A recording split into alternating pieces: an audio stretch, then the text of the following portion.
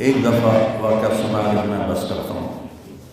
میں مدرسے کا امیر تھا رائمنڈ میں، تو مجھے سارے دن کی کارگزاری سنانی ہوتی تھی مولانا احسان صاحب کو، جو آج کل بہت علی ہے۔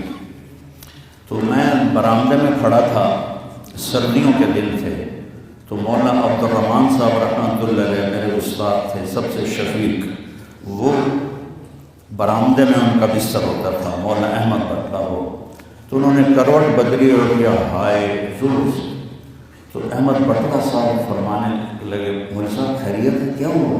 کہنے کہ سر میں بڑا درد۔ تو اس وقت رائمنڈ میں تھرموس رکھنا جرم تھا، تو 2-3 لڑکے تھے جنہوں نے چھپا کے رکھا ہوا تھا، تو مجھے پتا تھا، تو میں اسی وقت اڑ کے گیا اور اس سے میں نے کہا تھرموس، تو انہوں نے کہا وہ وہاں چھپا کے رکھا ہے۔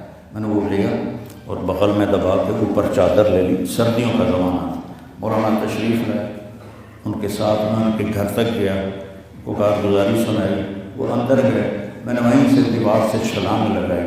یہ 72-73 کی بات ہے، جب کوئی بازار نہیں تھا رائمنڈ میں، 2-3 صرف چھوٹے چھوٹے ہوٹل تھے اور 10 بجنے والے تھے، اور اس وقت سناٹا ہوتا تھا۔ میں نے کہا یا اللہ، چائے بھی مل جائے اور سر درد کی گولی بھی مل جائے تو آج میرا کام بن جائے۔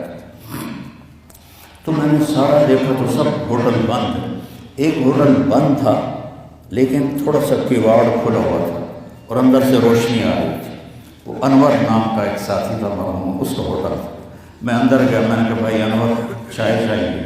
کہا بھائی میں تو تھک گیا ہوں سارا دن، تو خود بنا دے۔ تو وہ اسٹوو ہوتا تھا ہوا والا، وہ میں نے چائے بنائی، تھرموس میں ڈالی۔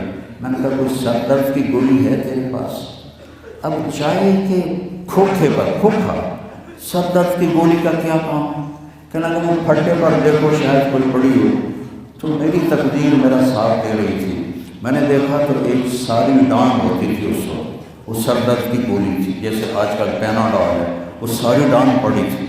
میں نے کہا آج کام بن جائے، میں نے وہ لی اور دوڑ لگائی، اور مولانا چادر لے کے پڑھتے تو میں نے ایسے پاؤں دبائے، تو انہوں نے سر سے رضائی ہٹائی، مجھے دیکھا کیا ہوا؟ میں نے کہا جی یہ چائے ہے، یہ گولی ہے، آپ کھا لیں، آپ کے سر میں تھا۔ تو ان کے منہ سے کلمات نکلے، اس کا میں سمجھ رہا ہوں، اپنی ذات میں خوش ہوں۔ میرے استاد کی دعا مجھے لگی، ان کے چہرے پر اتنی خوشی آئی، وہ بڑبڑاتے ہوئے الفاظ مجھے سمجھ میں نہیں آ رہے تھے، لیکن میرے لیے دعا فرما۔